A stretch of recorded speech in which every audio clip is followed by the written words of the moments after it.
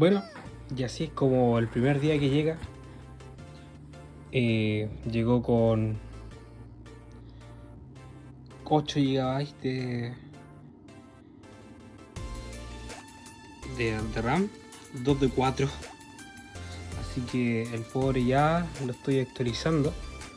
Estoy colocando esa RAM más esa y lo vamos a dejar con 16 GB. Así, ¿por qué? Porque me estaba generando cuello de botella. De hecho, me estaba ocupando los 6 GB que reconocía en vez de los 8. Ya me lo estaba ocupando todo y estábamos descargando cosas nuevas. Así que eso, aquí puedo ver que tiene una NMD y tiene para colocar la segunda aquí. Así que eso.